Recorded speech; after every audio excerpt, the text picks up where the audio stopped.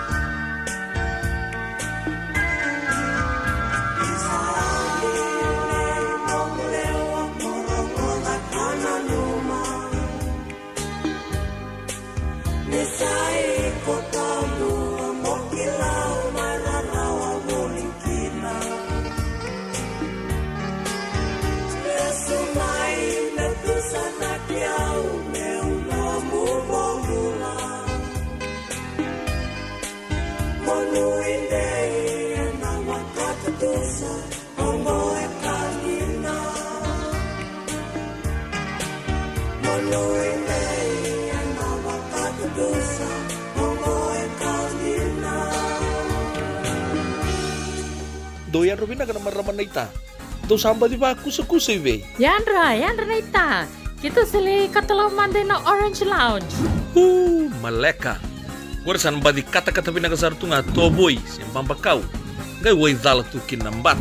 Koe serengan kori. Sono ngono santa pinakat serengan na kenta kakana. Di na to zoko. Kaya kita sana berata ini bagai singelebu. Kita sana gali bagai kabin ngaya ni kena. Na Orange Lounge, katalau bagai singelebu se bagai kabi, baru tegi tu bagai manggo sanggai to tokan na buno ni kana. Mai na menda tu ide ni ti, kena bagai singelebu se bagai kabi me bakana bagai sekera. Na sui, ike tamu teke roro bagai lolo keina vida tale. Gira ramo klana meni unisi ngoya. Na Orange Lounge, tolo-tolong dua Orange Street, Santa Rosa.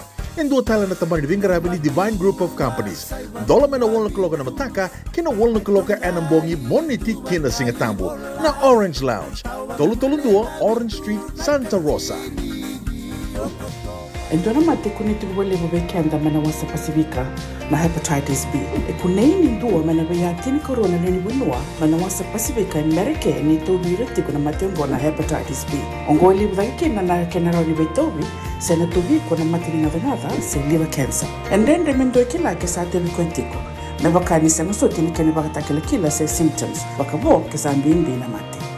Mbimbi ngoni kila mono wakani kevi membaleta na hepatitis B. Peter mai kena telefoni 526 ono vituva 51watolu sesi koba na nondo to website www.sfhepbfree.org. JJ's Food Shack. Etigo kedi kena nakakana boga bitki me bakana kokonda. Lobo benga ni ngai kani doitu na bundi nan dalo se tapioca. Nakakana boga malangi me bakana steak baka loka kena coleslaw. Wee! Nakaritoa sa wadha babina na kani kana. Kay tigo talanga na nondo to specials and lomo ni madawa. Daw tamba na Facebook. Na doi ni tiwa ya na bani mandrai pai ke na bugatale. Go na JJ's Food Shack. View Valley mo Billie Jean Street, Santa Rosa, California. Pero talagang rito dilibo yang may Santa Rosa, may ato sarani kinavato. Giritiro sana kinavitu sa ibabitu tolo vio tolo dundu al limono. JJ's Food Shack, Santa Rosa, California. Nungu chisu, nungu banua. Dorongo de na vima maniono kinavitu ene kabuni bugululu be kemadawa California. Wei mamani rua ne kawi kina tolu and a single level ni lote levu, wei kemando e viti. E warotaka na New Methodist Christian Fellowship, USA. Rongondi na Radio Mbulando Vata San Francisco, me kauti kenda vatamai.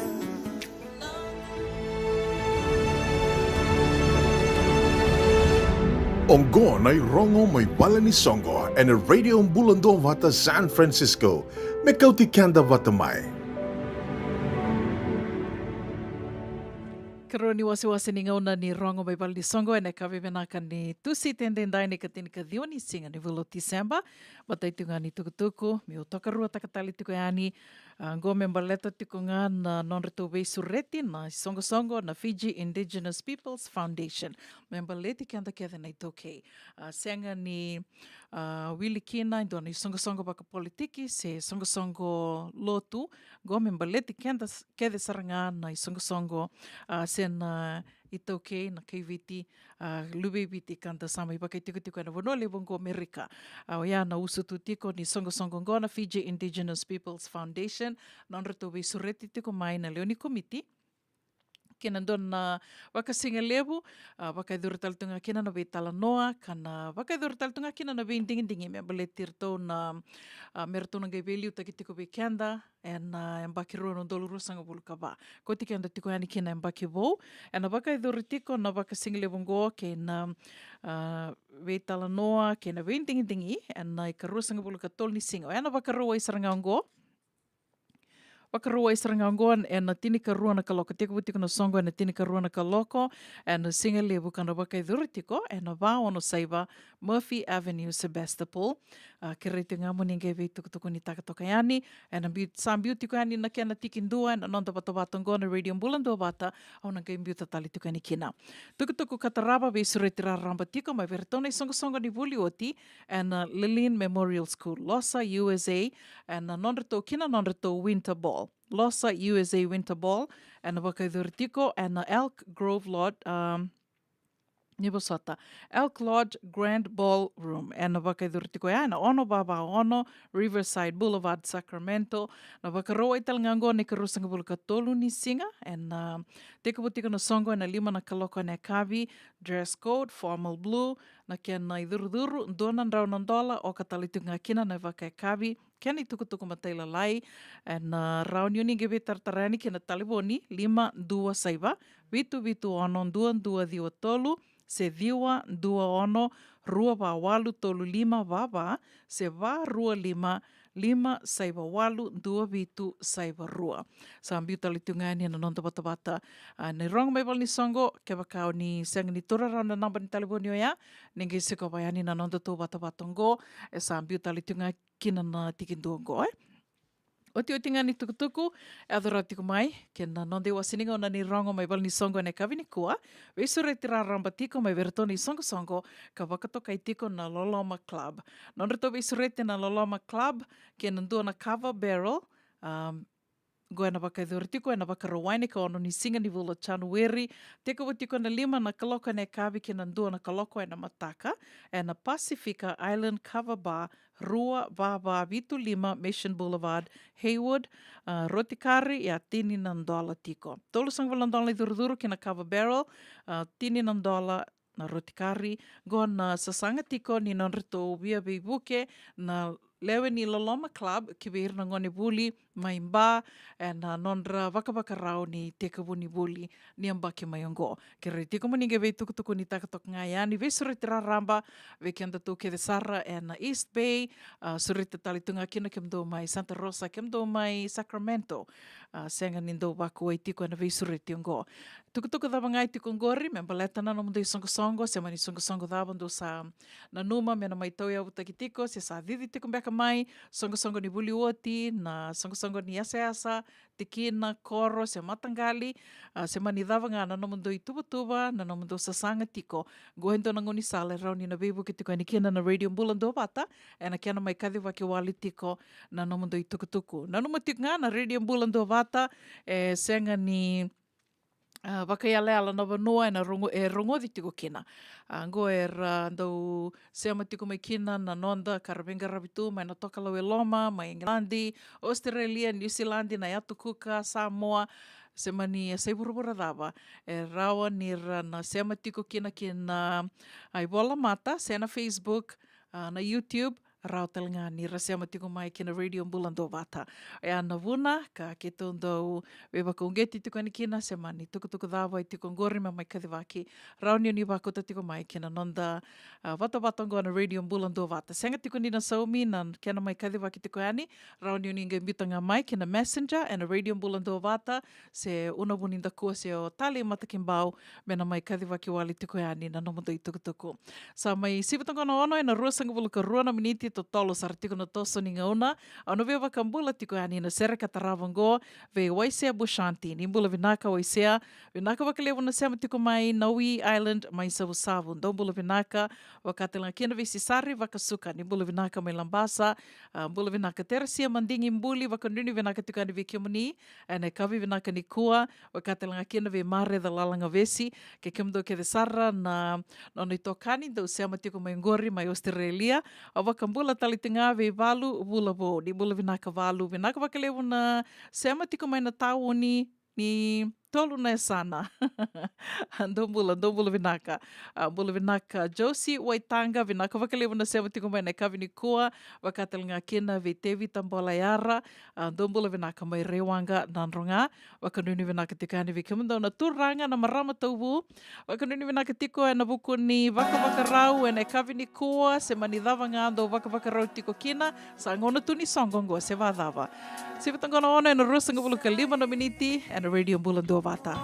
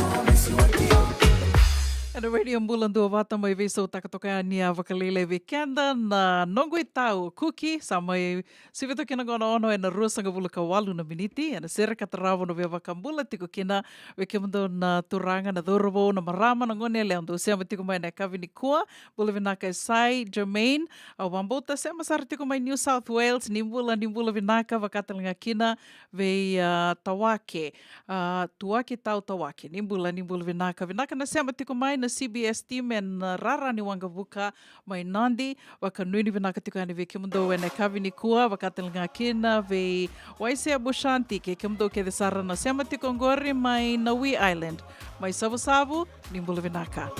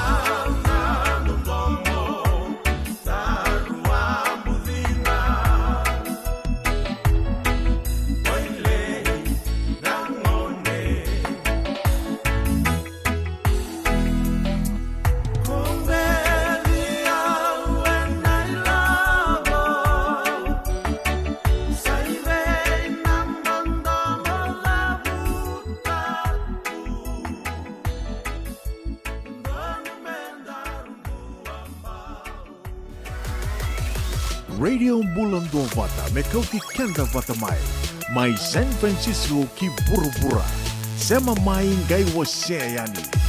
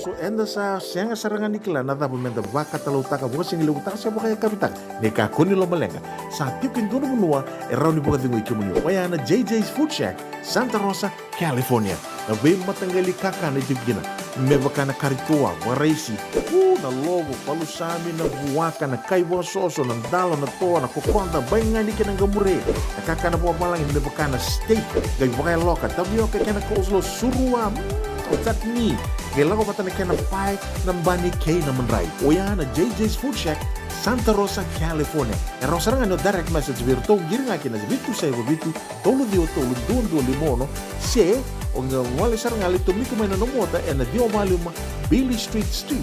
Oya e Santa Rosa, California. E rawata lang ani rito dilibot ka ni kemo katalo wasing lebo sa mga kabi ya may Santa Rosa, Kinavato. JJ's Food Shack, Santa Rosa, California. Dendram beka nang wala ni kibalilo tero buku ni oso pakadadaka. Sendra-kendra kita beka na tos nimbula. Kuha nilenga sinuing gawa-gawa. Nana mai kina programu warotaki.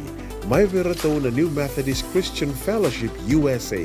nongu chisu, nongu banua. Rongo vina vi mamanione na kabini bugu lulu be kemundo e California, vi mamani dua na singilevu ni lotu levu be kemundo e viti, and a radio bulando vata San Francisco, me kauti kanda vata mai. E senga dina ni kara rawa na daka waka kekiwa. Ia endona kainda wipu ke ka waka mamanta taka tuna bengaravi, o ia ke tuna kenda tō kakana. Na ika, na dalo, na bisikete, na reo bata, na sunbells e tinimbulu makau. O kenda tōna senga tiko ni driver, se senga ni waka motoka, kandau dren na tō beto seaki, erto sa tō waka rau na Divine Pacific Food Mart, mai Sacramento, merto taladeani na nung ni boli. Rawa sara. We tartarangayani na taliboni diwa ndua ono toluwa diwa ono saivarua merto bakarotaka katalada mai na nungni boli ena kena ngona totolo tua. Divine Pacific Food Mart, Vitorua Viwawalu Franklin Boulevard, Sacramento, California. Namba di telefoni Viwan 21 Toluva Diwa ono Saivarua. Erto ngarama talanga ni kena lewa soburi ani nanomu yaya. Mai na nonderto stoa kena nomu mate ni katumba. Kasarana. Oni rai da tokongo na kena rai. Dua ngana rukuni buni kau. E dua beira ng tingitaki. O Reverend Aminio Mbalen Rock. Tama kamay na nonto programu Bamadawa na toso ni ngauna. And bengarabi ni City Veni Raturla. Singa buglulu ni Sibuna Bayan na tinamniti may kiamo ni Amerika. Singa lutulewo ni Sibuna tinikantua na tininamaniti may kiamo ni Maiviti. And veto koni ni Divine Group of Companies. Paolimat kay na San Bruno Cavaba. Namaka and a radio bulletin bata San Francisco met Koti Kanda Batamai. Era radio bulando vata samai botongo e tini kaona na miniti me vitu na kaloko waka venevena ka tiko ve kemani na sema tiko mai and no de wasiningona and a kavini kua kena vea kavi do mai rongo de tiko kena na nanda programo kiretu ngā ke waka sangi mateni ngona ni nomo ni sema mai seo ni sando sema tiko mai ni ngule dava mbeka mo ni ua sea dona like dona share au kera waka mbimbi ke rau ningai ua sea toka ani na nanda tō wata ngona radio bulando vata ke rau talenga ni ningai subscribe ke na YouTube channel and a radio bulando vata YouTube do kai tiko ani ni binaka ki na wakarorongo and YouTube baleta ni senga ni na dada buka me wakana nonda tondo wakarorongo tiko and nonda to iwala matai. Sen Facebook page na Radio Bulando Vata and iwala mata me wakani erto sandau Yandre rabi sarati ko nga mai orto na kenandau ke baka endo sona rorongo erto rongoda gona na misini baka mesa automatic tungai rongoda dona ibakatangi erto kila ni dua talimbeka esa nona sere sa nona bakatangi na copyright sa koya erto sana bokoda kina se senga ninda do rongoda ni sombeka ngono ni na rei mai o ni na sema tiko mai o ni rei ni vosa tinga i ni senga ni rongoda na nungu vosa, se o ni senga ni rongoda na sere, wakatangi tiko ani, i o yango na nabuna, ni o tinga arto santo, mbokoda mai, wakalilai, wakame arto vivani ni talitu, ka wakaendo wakasamataka, ia, koea untuk katiko kina, ni sema yani, se o ni subscribe kina YouTube channel, baleta ni senga ni na dada buka me wakana nonda mai vei se matitiko e na nonda toi wala mata.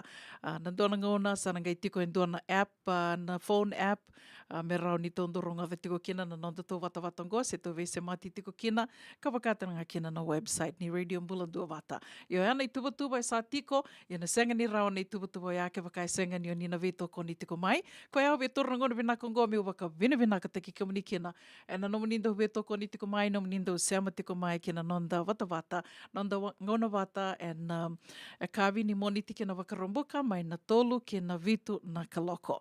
Wakanui ni vinaka tiko yani, se vingana wano ni sema tiko mai kina e kawi ni kua, ngona tiko ni vei lako yaki, na ngande, na nonda ngole ani ndala ki sota waka matabu wale, waka matabe o kani, na kena ngona ngoe, koea do oso sarakina waka lebu na vei rarani wangabuka iso, na wangabuka, ndo oso waka lebu wakatalakina na ngoni sala mandanga nindan rebo abo kitiko e lebu na volleyball na volleyball mandanga bako so sta katu na ngoni sala wakarita katiko mai na kenan dau Ona oso dua senga ni ngona binaka mo ngole kina se mo nreiba kina na dona vanua ya mai na malio ni tinika dona kaloko e na mataka kina vitu na kaloko ne kabi 11 a.m. to 7 p.m. e na ngona oso dua oso skina ngoni sala bala te ana ngona liwe rangendu vila ko kina na vito se akina boli kina ve katalisona kina garavi na vitavi tu mena garavi e na ngona vango singa ni sudu kina vakatawasi se na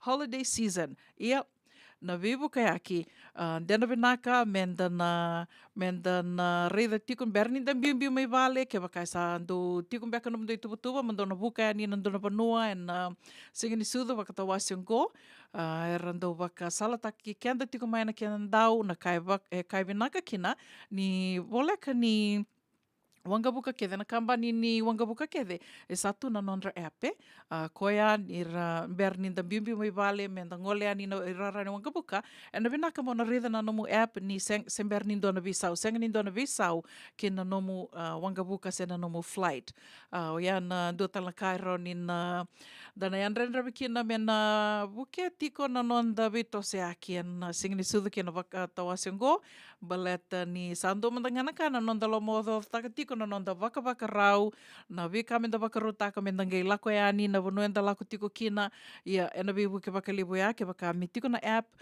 check-in rawa mai na nomu taliboni na nomu phone app iko rani check-in rawa mai vale ni mbera ni ngai lako e ani rara ni wanga buka ngaro na vinaka na yaya itu ka sombeka na e sona kai yang lindo waka tarai menda kota wat ke kian de loma ni wanga buka some things to pay attention to ke waka e kuna kota na nomu wai beka sen lumu sen nomu perfume ne wakamboi dan vinaka menda na garo ne tiko me rote tunga na tolu o kila tolu beka na onisi 3 ounce. Ko ngairo ni na wakatarai mo na kote ani lama ni wanga buka katawana tiko na dona ziplock bag lebutu na ziplock bag e na viva nuai so ngana ka menda na waka rau tu ni kina me rau ni na waka rau taka ka long vinaka talanga na nonda na vila ko aki tiko and singa ni sudu ke na tawasini ambaki sa watungo tini kandona miniti me vitu na kaloko and radio mbula do wata na kavi vinaka ni tu siti andendai waka mbula tiko ani visikeli na watu ndo mbula vinaka mai waile kutu waka ni vinaka tiko ani vikimundo and kavi ni kua waka talanga kena visista butch nui taka ni ondro mbula vinaka tiko senga talani ngola tiko na serengo turanga ni uvisa wakadengu peni rokondiva nimbula vinaka ndo sema tiko mbeka mai vena kavi ni kua au nutaka ni ando mbula vinaka tiko wakamata vale wakambula talitinga ve esai Jermaine nutaka ni mbula vinaka tiko ndo mbula vinaka tu aki tau to wake wakanuni vinaka tiko se venga na vononi sema tiko mekina na kavi ni kua wakatel nga kina ve waisebo shanti sisari wakasuka ni mbula vinaka tersia mandingi mbuli Dombula vinaka valu bulabo ke mare da lalanga vesi. Waka nuni vinaka tiko yani ni singa ni sudu ke na tawasi ni baki.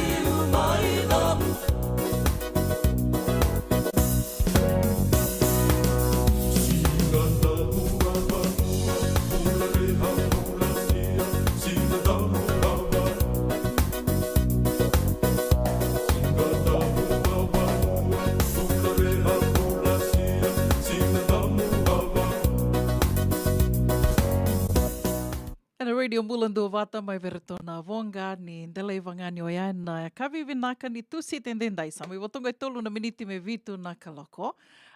O sana mai wakathengu tali tonga iki o sana mai tatau tiko ike ndonge na maka tiko mai na sere ke watulele ni mataka se vadava.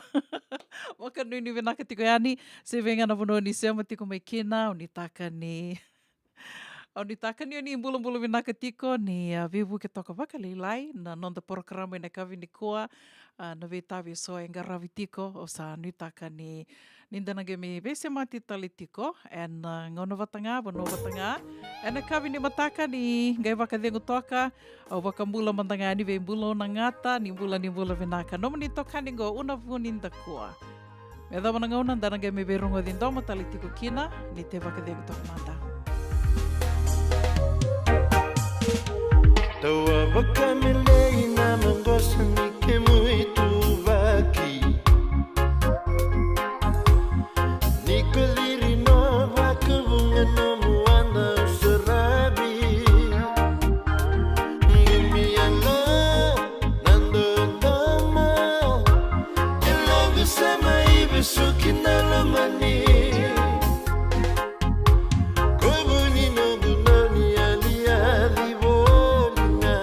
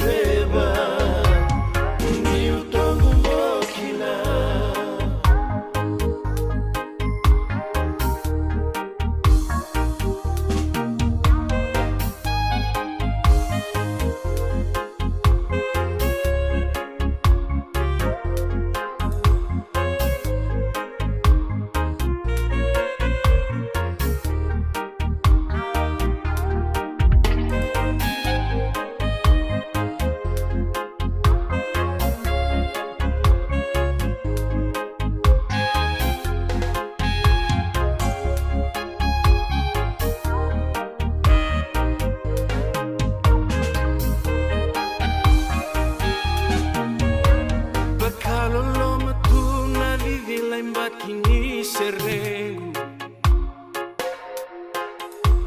Ni alimbula tu Koe me bakatawa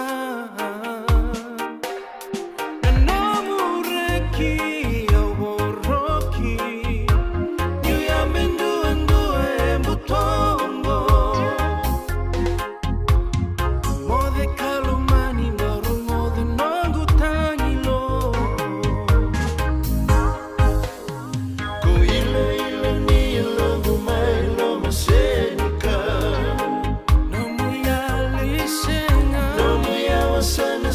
Kita niuga kirobia Muleka Angareba Niutongu mokina Muleka Angareba Niutongu mokina Muleka Angareba